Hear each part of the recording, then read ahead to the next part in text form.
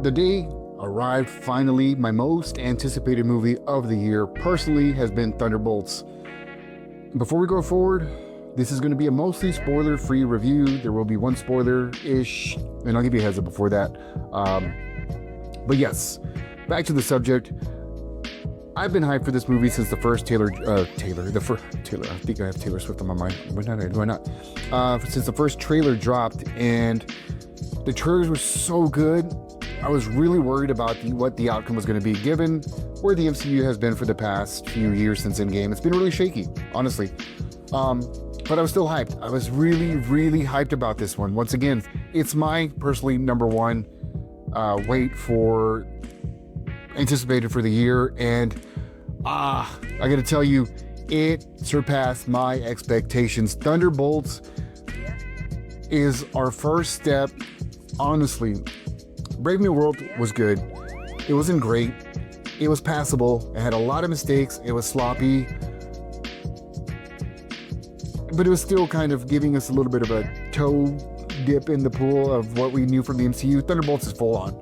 Thunderbolts is right there and probably tied for the number one position for the best thing since Endgame for me personally, which is Shang-Chi. Shang-Chi is just fucking great on its own. Doesn't require a sequel. I know there are other good movies that came out, but those were all tied to other of the properties and trilogies, etc. Fan service. This on its own, beautiful fucking movie with a stellar cast. We had Florence Pugh killing it as the White Widow, Yelena. She stole every fucking scene she was in. She really, and that says a lot because this cast really fucking killed it. Louis Pullman as Bob Reynolds, aka Sentry. Oh my god, he was made for this role. Now I know Steven Yeun was originally set to play Bob, and as great as an actor as he is, I can't unsee Louis at all. Like, I can't. Like, he was just spot on for what this character is. And with that said, like, the Sentry was as close to the comic as it gets. With the changes, was even better. Like, I found him more compelling than what I've read from him in the books. And that says a lot. And the irony here is Steven wasn't able to do it because he was doing, voice work on a character that, much like Sentry, is. But yeah, and now it's like, again, really funny story, funny comparison there. But also, David Harbour as Red Guardian. Wyatt Russell, fucking U.S. agent, is an asshole that we fucking love to watch on screen. And that's what he is. Like, he's just a fucking dick.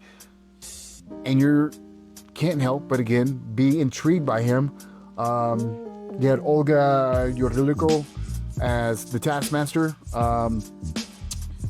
And also, we had Hannah John Kamen as Ghost. My boy Sebastian Stan as Bucky. Bro, when he makes his intro, that's one of the best scenes in the fucking movie. I love Bucky. Bucky should have got the shield, man. But he's, again, thrown into the mix fluidly. And Julia Louis-Dreyfus as Contessa. Bro, I've loved her since Seinfeld. She's just got some charm about her. Her wit is on point. Perfect for Contessa. But yes, we had a great, compelling story. Like I said, this cast was phenomenal. The group came together in such a natural, fluid way that it made sense. Like, it wasn't a forced grouping. All it was, given the situation, but it didn't feel forced. Like, they just got along and clicked and made a means of having to do what they needed to do for a purpose and reason. It made sense. This movie has had a lot of comparisons to A24 movies in tone and cinematography, and those comparisons are valid. It was a beautifully shot movie. On its own, the story though, like, from start to finish, was awesome. It felt like this had taken place over days, or weeks, honestly, a longer period of time, and essentially was just maybe a day or two. A lot happens within this time frame. A lot. I mean, a lot of bonding, a lot of events, and it's all compressed without having to really rely on the bigger MCU. And it works. Like I said, it just works.